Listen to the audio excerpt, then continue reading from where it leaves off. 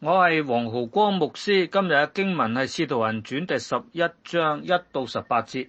上一章講彼得進入外邦人哥尼流屋企傳福音，呢件事惹嚟極大嘅麻煩，引起一啲猶太基督徒不滿。點解不滿呢？第二節提到一啲奉割禮嘅門徒，呢啲人信耶穌，但同時堅持要謹守律法，主張外邦人都要接受割禮，遵守食物嘅禁例。否則就唔係，就係不潔淨啦，唔能夠來往嘅。當呢啲人聽到彼得等人入咗去外邦人嘅屋企同佢哋食飯，就覺得係犯咗彌天大罪，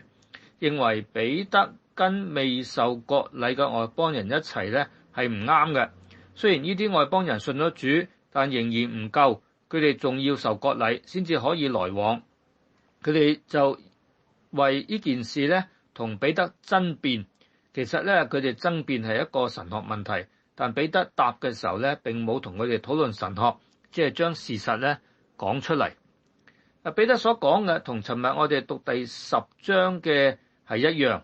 路加故意重複寫出嚟，可見係十分重要。彼得嘅論點主要話，今次佢進入外邦人屋企並非佢自己計劃咁做，完全係出於神。係神親自俾佢睇到異象，叫佢唔好將神潔淨咗嘅嘢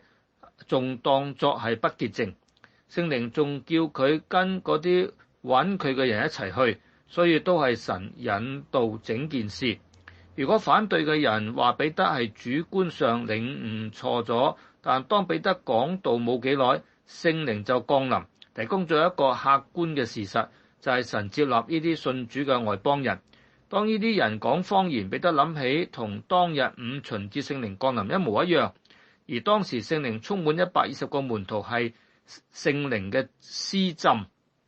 聖靈嘅浸表示神接納呢啲人進入神嘅家，成為基督嘅身體。照樣神用同一個咁明顯嘅一個記號，俾人知道佢接納外邦人。當哥尼流一家人講方言，彼得知道佢哋係受聖靈嘅洗禮，正式成為基督家庭嘅成員，屬於基督嘅身體。既然聖靈幫佢哋有靈浸，咁人點可以唔幫佢哋有洗禮呢？彼得話俾呢啲人知啊，今次發生呢件事並非彼得故意製造出嚟，佢完全係被動，全部都係神自己做嘅。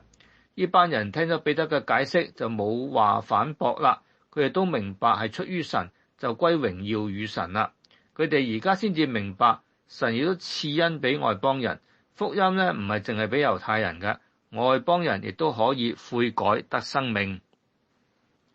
從彼得嘅回答之中佢只係講事實，並冇去爭辯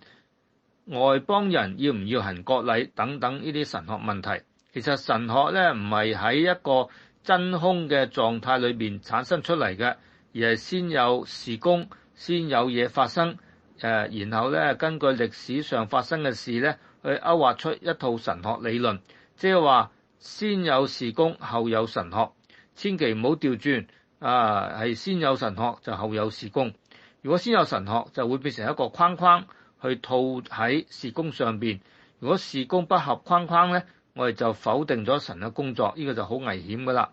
掃羅之所以逼迫教會，因為佢早已有一個神學框框，而呢個框框係夾唔啱教會發生嘅事，解釋唔到。由於解釋唔到，佢唔認為自己神學有問題，反而認為係教會有問題，就去逼迫教會啦。